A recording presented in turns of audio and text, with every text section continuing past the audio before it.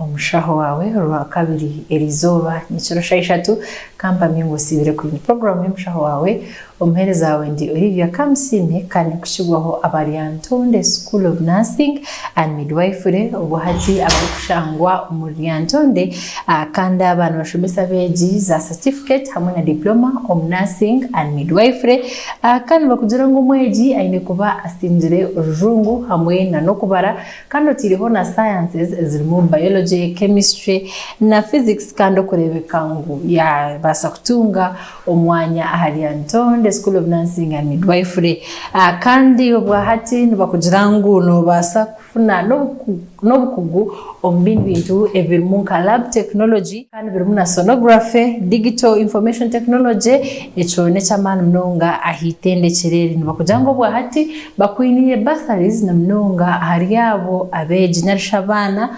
abatarkwebasanya barawe yukanga oyetungire omugisha hari Yantonde School of Nursing and Midwifery program erizoba twine Dr. Justice Ampire tuonjesereza abtu abentugambaho wiki tutira mabega na mnonge kukwatageno bwire obwa urinary tract infection na UTI.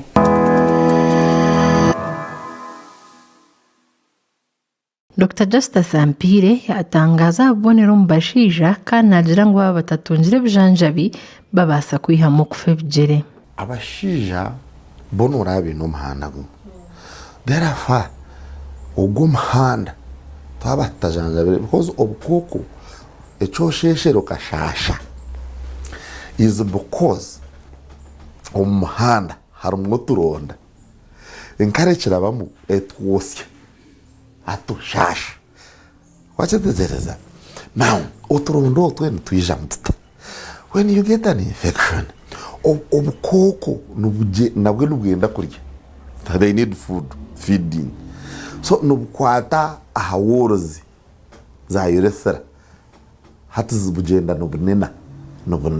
nubunena wachetegereza nubwo buronda obukuzaho ocheshesha enkari yarabameka kosya okashasha now omu event ngo UTI yamara obwire omushije kandi tiyajanjabwa obwo buronda kubukuba n'obukira bukore nkojo wachetegereza hate nkojo eje yo kureba kandi tiyaba nkaskino kuyaberi kimanyisa ngo haba hoborema one kandi tiyaba nkaskino kuyaberi kimanyisa ngo haba hoborema one either spamu yozawe kuba noterana no micara amizigije abahereze kutera noriyo nota two nahabasa kuba enkojo bempango egiti hataka handa kargiu chokure bara mweto antitamuka kaseta wa UTI eyanga kuza shara yibondo so hati oshanga ejo enkojo yare tobuzubu so nane of course urethra ko kuza enkojo nyingi abamwe no bashesha bakushasha in the entire their life pack so atebyo byona nebiretwa complications zingashe UTI mbashe so njo kushanjira umwe mushija ubone nkadakti yo kureta nkamiza go kutweka spam yaba blocked jona ascending yashuma descending yashuma omu testicles now ubuyirewe nashohoza mize ya semeni konka spam neta jizireta yabira affected by a chronic UTI hati oshanga ubuzubu tachizara omukazi yagira obwire bwa UTI akabura kuburaguriza naza akabuko kubura ruzaro okahanda kabakazine karihi apart from ukosubwa because na omukazi yatagira gurize na so butagira nenda ubundi zagumana zizamu kireshi twagamba zo kurugama that is one two they lose feelings for stand because environment yahinduka biriyebe bishe byo kurebe bitari expected nibihindura the whole environment. Dr. Justice Ampire yahiga abantu okugumana bashobora jabashaho ko bari kushasha kiyamba bashaho okubaragura ari kujangu n'ecyo mugasho okwishwa obonero obo muntu aine waba ugire kuraguza nyabura we gamba uko kushasha wagitegereza kongebe micweka byahasa abantu bakubite bya ntabwo maraja twunga ni ishasha ataza ni ishasha ati no shasha twunga ni ishasha ato mutwe ntana nanka ati aguma nabi nabuzabuza gambira umuntu utokwife hafu nyamba gambira umuntu utunishesha kubi reka kwijoka je twaho tunyonye ni TI ujwara kota kujumanya ubone wasakobera STI ubone wasakora bigiye bintu so omushaho koraze kuraguza azanye abashaba kuri banje bakucira ku ntayira naija nakapapara ke yahandikireho abo kubo mwendo bija mweba akiko mwirwaro hate bindi bimweba abara ku rugambo nayo handika yetebeka isahandika acheza taije urayaki hayo hatukumza kushesha shasha hati uko kumurebo jutu bishuguta kumugwa kushasha no it's very important ngo oyijuke symptoms zawe zona rero oziganira omushaho omuringo ngo gumwe Dr. Justice yahiga bashaho okuguma kucebera omuntu okucenge kiri kumushasha bitu kutari kufa kumuragurira then kukweza gukora ejo history muntu yafutebeza ni wambuze cyo na kiriya umwe no bagira ngo twabintorogetinga umukamutsasire hatobona kubanwe wihamu eco rakebere because umuntu yije akakugira ati nyuwe ntwire nishesha kubi ndagwize nara kandi riwereka kutandikira kuragura koraho ekurenga ryejo mu checking ko uri ku mucekinga ubo mushabe yakasheshe midstream arho are morning urine arho midstream urine arho byinji we can do a whole tests ahankari wingari jigo umuntu akore na nezindi culture sensitivity ejo ni yakubera inke ya mutwe naco ocumanya because arubo muntu uri kumucebera ukareba arukubi ucizo mu culture bakakugira ngo no growth har umuntu wari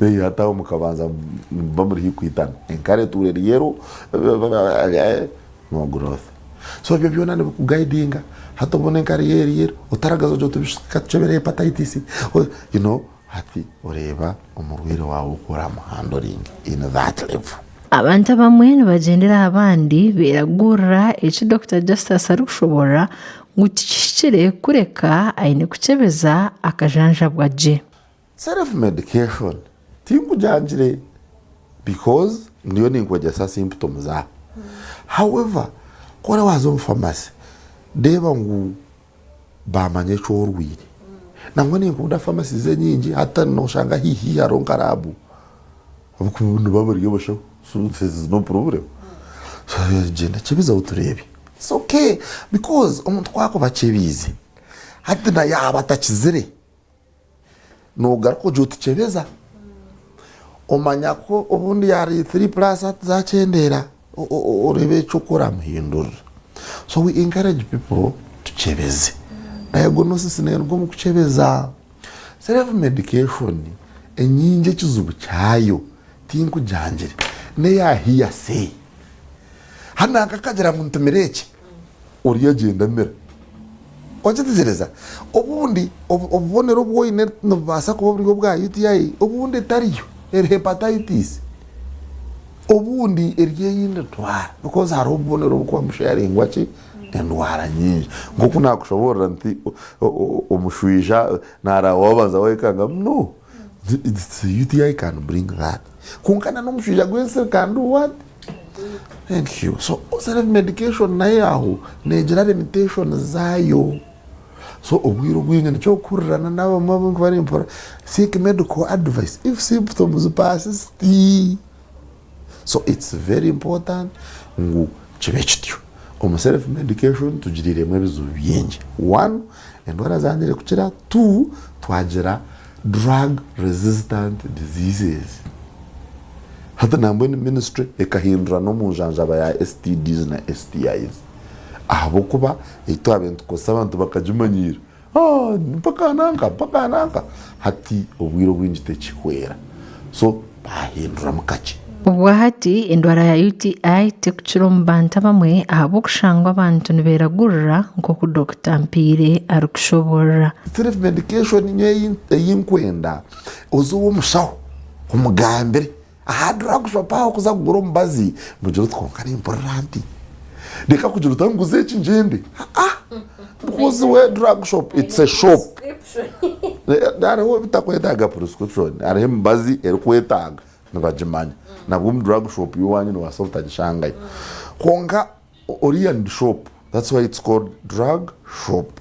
So wisha no joti mpa panado naguza panado konka wisho kamika ukamyo konka bonaza kumera panado kanishasha anti na kuguidinga ho ati drug shop sezo zurubunga banasi they know some of these things. So utakarga utunyongu zechinjende mubuze ati akuguiding because that is the first line of treatment.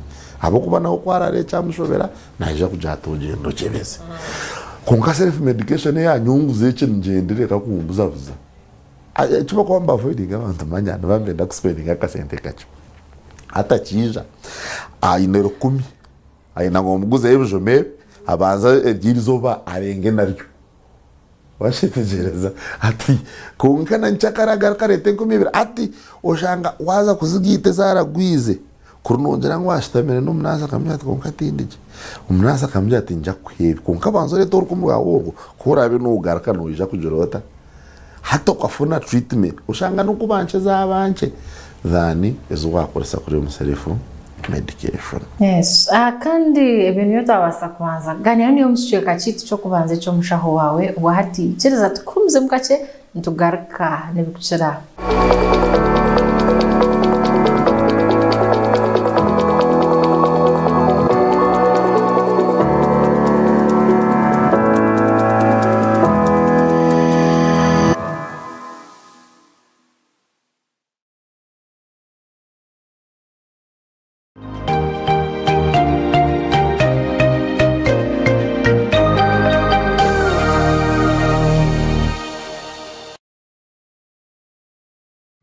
Omagarageseji arihembere eri kutuhindura tukabeche kituri embereji eri kuhindura amazoba enjendo narishi ebitebyo bitu nambwe no mumberejo itwantoronde ekintu kyo mutana habindi namunonga ekintu kiri kubasa kureta hecho kutangaza omagara gitu naniwe gabana haburungi bwa Wonders Family Jelly izoba ryawe riberyo mutano gakoziro mbirungo ebirikuheza ombiri gukagaruka busya gukagira mani wena ukasigara no kuraje. Wonders Family Jelly nuko majuta agine kuguma harubaju neka yawe.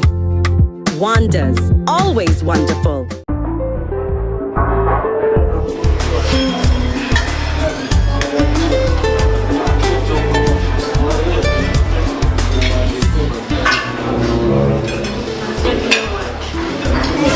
Wait a minute, Jires, Nenga Siraba, Kawaka, where Kaliwan. The way Ravira, Eta Bubiri. Sumulula Buliarina Kachupa, Chokuno Chipongera, Chinywa Kufuna Mwenja Ulu, Chidikumutindo Wamanywa, Kalimabirungo Bakalunga, Jana Uzi Bagiteka Mwediomo, Ndisegwenji China Bogu Sangomo, Kagaba Waka, Kaneko no Ulida, Waka Kombucha drink, Chichokunywe Chisinga Biona, Iranga Chikori wa Company Chama Enterprises Limited. Katigwa chetaze, tufunile ku namba z'essimu zino wammanga. 07 musanvu 3 nya 3 mwenda emu oba 0783 10 36 Waka kombucha drink gwobonywa yekka.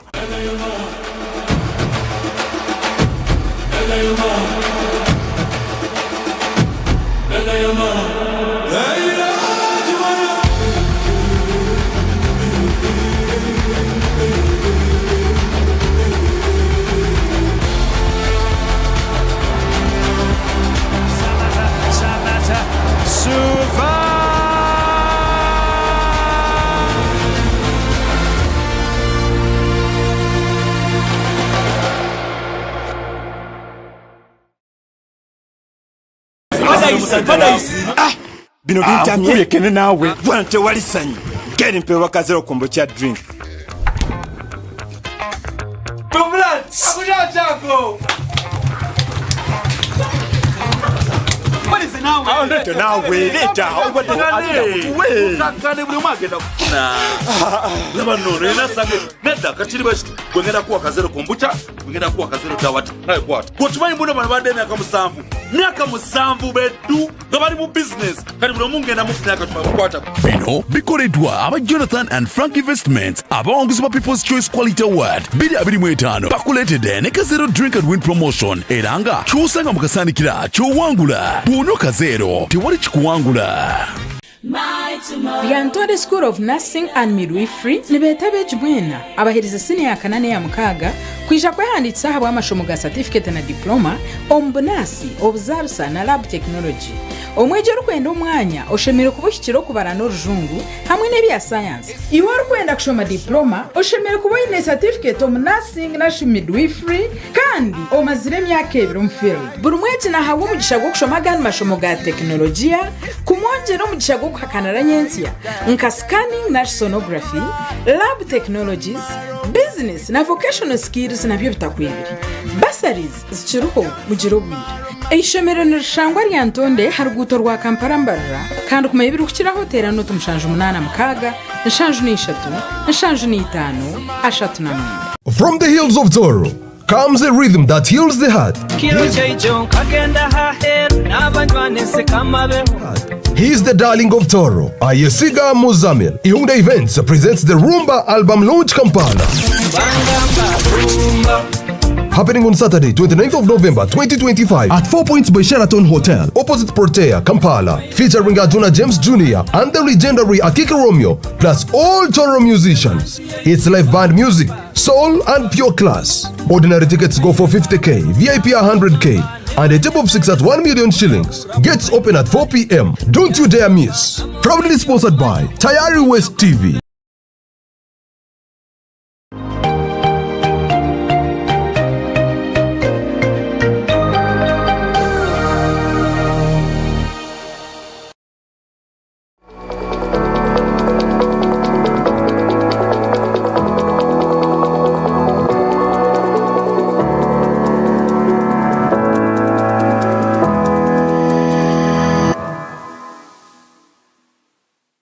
Kurukayo omukahomono karunjako muri Bwatari West Shilom program Omushaho Waawe umuhereza wawe ndi Olivia Kamusiime kandi nchini Dr. Justice obwahati na Jacqueline atushoborera okutwine kwerinda endwara ezeza UTI kandi ngushaba ngo ikikuru otutejanisho hamwe n'amatu obase kwegamu byinji. Dr. Mpire yahiga abashije kucebeza n'abakazi babo baba binenda. UTI zona ngunezere twokushambana. Tuzona ngonezere twaki kushambana.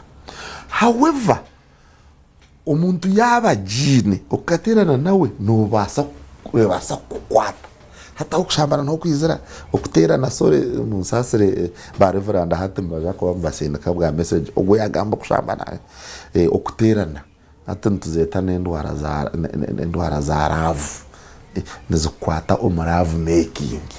So tuburi UTI episode ngo yaretwa ki checho 3 abakaze benda ufeyo mununga ngo bachebere nkari yawe na ni umushije umukazi wo kwarazante nento wabo tagenzere nawe katugire konka umujuro tazana nenkara bajebere ubundi kweko be eri omwaro wo kushanga nkahayirwa amarwara ga government ubuntu bwaho aza bintu ne bibiri. People should know ngo government ne ha primary health care primary health care ni okutandikiraho haza ne bibiri yo kunkabwa abantu binjo umuntu ushanga byawe rero ngebye abakazi benda byo mbibikagere kunka ugire ubwire oronde ngo mitano ningo mutwaro ninga zingeze barakusha orebe ngo omunda yawo mu continent zawe wachebeza hwenkare mirundi nkeshatu ebereshatu orebe ngo atrestecho cyajashita cyakorwa because nikiyambiwe na nomwana wawe. Abashija bahiga kunyomunonga mizi nangwa n'umufunguro okubayamba okucendezo burire bwa UTI kugira ngo munyomunonga mubasha abagenzi banje bari yombande bece chatinyenda naco tukita national TV kutkubaja ngo banywe munonga bazaza bi ati dukutenze munyo ntumanyisa amizi aga ragaza omushagama nginkurizinga volume yeshagama ngayamba ibintu byinjo oswetinga je akanwa kabaje artosisergamu oshesha je nibyinje yotakirebera UTI izonga.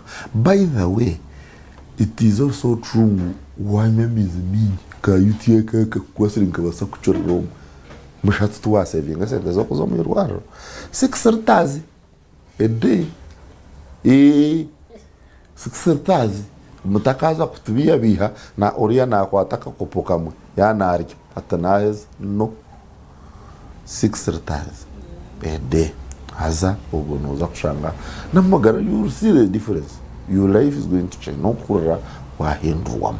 So okunywa munywa mezi kandi ukore norangwa mezi garema kora ka juice ote mamizi minji ningo kore akashero koro mufunguro.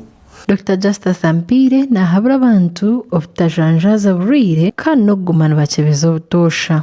Ukwerinda namba 1 no kwejanja kandi andikira higuru hatko kurwara UTI wabotejanja biri utura abantu twakigamba either directly or indirectly kora sheshe ahabaketi wasigaho bukoko orakurate nabo kwata ubundu kwara kwata we agenda yataha kamwenje iyo ubundu wabura kwejanja ninge wejanja hatu wo kwara garka yaptaira we takajanja biru na garka na kutura in the same process. So treatment na yo prevention. Treatment no prevent injira abo no kuturaki oburwiri ningashoho bukoko bwana buza kurandinga hakajoro wawe yo. 1 2 check up routinely. Chebeze enkari is not very hard. Chintu chao chamani cyo kuchebera tikutwara bwire bwinji kuchebeza omukuterana kondomu number 1. Abstinence manga binje nebagumira, but it is also a form of prevention. Faithfulness nayo no form of prevention. Abantu bahabura kosa sanitizer babana baza kosa toilets na mnonga ezo kushitamaho ezirukoswa abantu binji itabo ma office na wahati nindeba kuba kuza yabakazi babanza bafurashinga ikonka twine sanitizer zitu bitu tuzigira sanitizer ziyamba hatu woki no mushaho ka sanitizer ka akakache kufurashinga to kwetanga nojuro shtumushisha you have finished. So cleaning the surfaces zabo kuza kushesha. Avoid okushesha mbenabiro because hono ra surface are flat and splashes and zibanyinji. If you have a pitratrin one more ajrota. Right. Then offer you munonga a personal hygiene especially abachara. Kuri yo kwindura pad jihinduri. Kore wakore sakenda kawe kahindura mbwiri. Bachetegereza. Then is emparism kujwara for cosmetic reasons. Nazo benche zo boburi nko bunyansi nubu kakari kakakawayo shango umuntu ayine mpariri nkakakawayo ashijamo.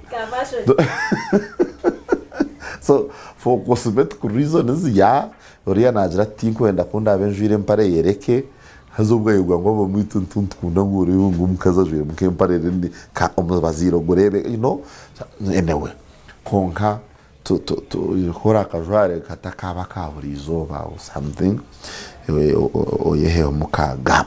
Ubu hati teknoloji ya mbere hakuhereza ubwenje abantu omukuraguriza za UTI. Technology cyo kubanza turi yontwegesa we are using technology. So absolutely abarukuza kutureba you are doing a wonderful job.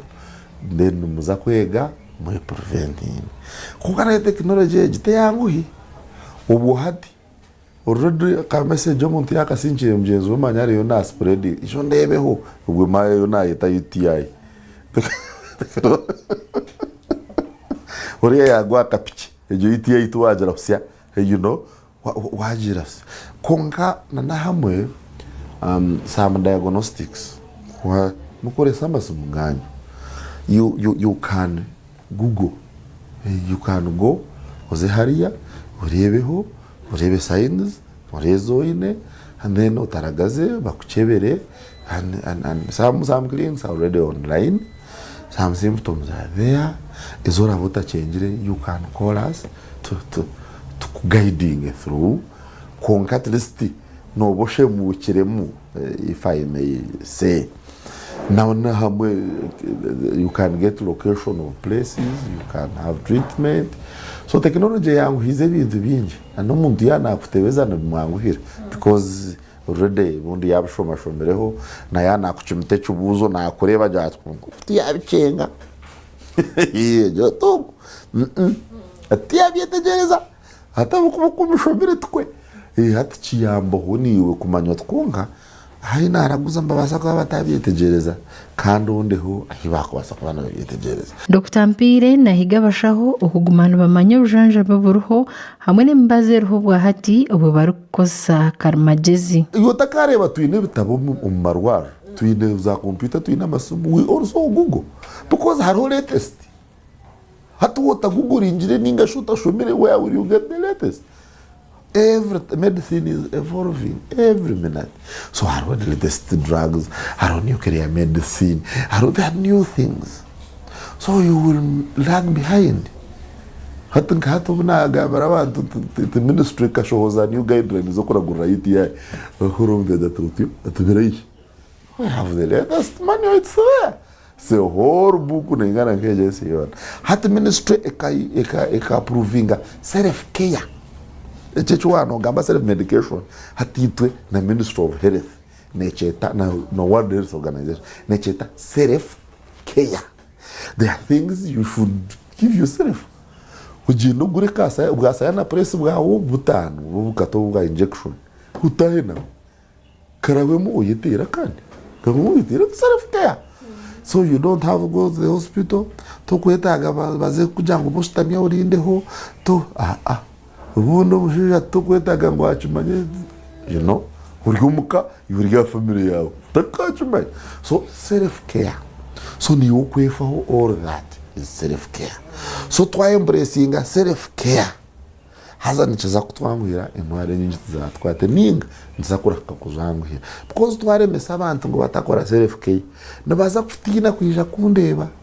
Me I know I have friends here in town ahujata atanishasha twangera kabugumere. Why? Because probably ntumanya naho munonga probably natina tukunda gambere that whole it's their right. Kunga ka self care yaza nka WhatsApp akaronda keso muyondije akakusincha ka message akamugaraka ijo ni self care ya yerwanaho yajine yajanja ba bintu yona byagendo nisho. Dr. Justice Mpire yabireka ngo indwara ya UTI necera echukuru ware bumushaho akakuchebera ukatunga ubujanjabi ombwire. So UTI is bantu mwene zanjaba. However, har hezabire complicated, har hezabire drug resistant. So mwine kuba careful omukujanja bokwe. Such that tujanja bezichere because wakwata nka UTI drug resistant okajiturrumu. Na wena aza kutoba nayo. So therefore ware bachayanga chirumushaho. Arakubyetegereza ware buriya tabyetegereza it is your right kuzandiu warukubyetegereza such that ufune the right medication. Bebale mnonga murebo atari west kanda itwatangira kugashaha ishatu na mnonga okwejesa ahaburiro bwa UTI wetwine Dr. Justice Mpire kandi ngo kuyakushoborera okuchebeza n'enshonga y'amani mnonga kandi okurebuka ngo buriro bwabutunga waburagurira kandi wabasa kuchira kurungi okwerinda okongera okubujanjaza. Ubu hati kan kwisiye ngo abari Antonde School of Nursing and Midwifery bo bakuteka makasente omweji maze senior kana hoino muchago kweshomera certificates kana bwa diplomas wahati babinire emyanya kana okujangwa hene kuba oshitiro rujungu hamwe no kubara kandi na sciences ezirimo biology, physics na chemistry okubasa kwetunjira omushago kweshomera ahari Lyantonde School of Nursing and Midwifery kandi bakujizangu omwejo n'orukwegera ahari Lyantonde School of Nursing and Midwifery na tungo bukugu lab technology, sonography, digital information technology echo ni kintu chamana mdonga echo ine kuba noyegitaho iwe nkomweji wa nursing na midwifery wati mbakujyango bakwinire bursaries na mdonga hari abana abatarukwebasa nyabarawo yiruka etunjira muchago kushomera ahari Lyantonde School of Nursing and Midwifery which is imbasiburaha barare kurunji. Program Omushaho Waawe yabane ku kibaho Lyantonde School of Nursing and Midwifery. Nibetabe jibwena abaheriza senior kanane ya mukaga kwisha kwehanditsa habwa amashomo ga certificate na diploma ombunasi obuzarusa na lab technology. Omwejero kwenda umwanya oshemere kubushyikiro kubara no rujungu hamwe n'ebya science.